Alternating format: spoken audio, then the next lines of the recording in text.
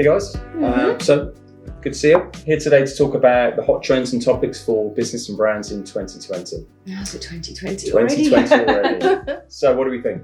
What are the big things? Big year. Oh, there's so many things though. I mean, if you look at stuff that they were writing about in December, marketing automation is like a big one. Everyone's got masses of data, but now you need help figuring out what to actually do with it. That was a big one for me. Culture, we're doing our own culture work. Definitely. The past couple of months. Yeah. So that's a massive one. But to me, it's what you do with culture and how you use it. Yeah. That's an interesting one. You went to that event where they were talking all whole brain stuff. Yeah. I like that. So I think customer experience was a key one as well that we're going to focus on. I think the whole brain approach is a really key way of working for businesses in the way that actually you increase your integration between teams to get the best results. Yeah.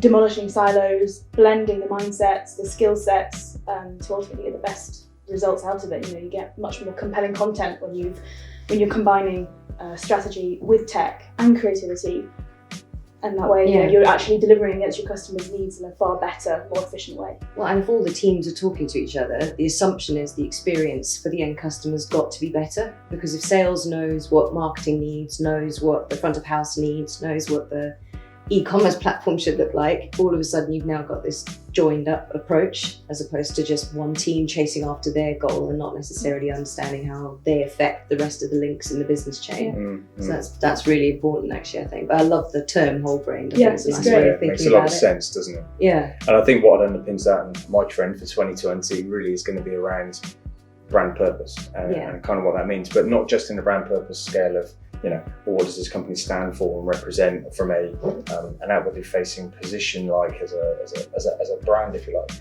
but more around what it means to actually attract and retain good people and talent.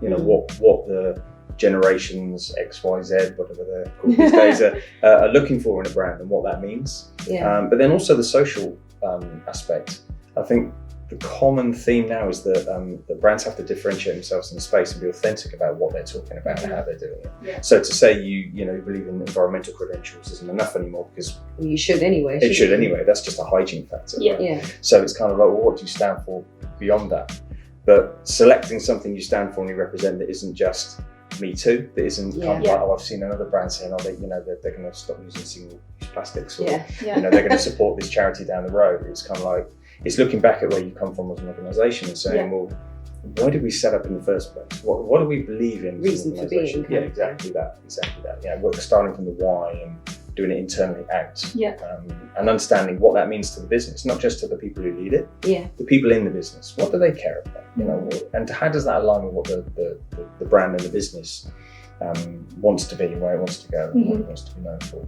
I think it's both internal and external, isn't it? You got to be thinking about your CSR in terms of the industry and how the creative industry does that as a whole, but also how you run your business. And making, sustainability is actually a really high, a top ranking marker in the decision making hierarchy, in both senses of the word.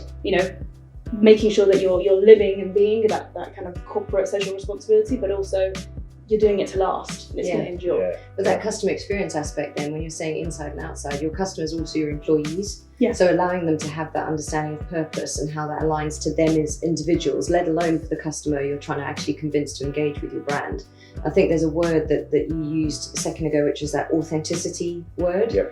Because to me that became such a throwaway buzzword. Every brand was saying we're authentic and we want to be true to ourselves, and it became this sort of lazy term that everyone sort of spoke about authenticity. And people have to understand that if you're going to really embrace a brand purpose and a why, and you're going to be human-led, both in terms of your internal humans and your customer people that you're trying to deal with. Authenticity is a hard job. Like, to really live the authenticity of your brand, it's not just a throwaway, marketing slogan or line that you put on your website. You really have to embrace it in terms of how you deal with new business contacts, how you keep your customers happy, what you look at in terms of your recruitment strategy for employees. how you keep your employees doing the best work that you can for you.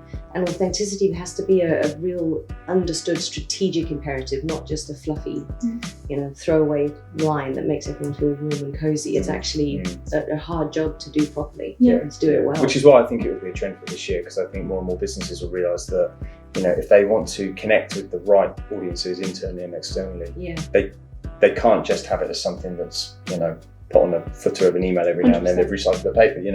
It's something that those audiences are looking for a company to have a stance. I think there was a survey done, I think it was Accenture a year or so ago, and I think it said 66% of millennials will choose or reject a brand based on their stance on social subjects. And and I think if brands aren't really thinking about doing that this year and taking it seriously, then they've got an uphill struggle, because that really needs to be a focus, because it can make a big difference on the success or failure of their brand over the next probably 2 years.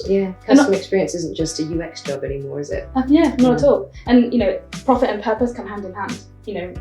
A quote I heard recently was that people are voting for the world they want with every purchase they make. And I think that's Very really true. valid in today's climate, with especially with all the younger generations coming up.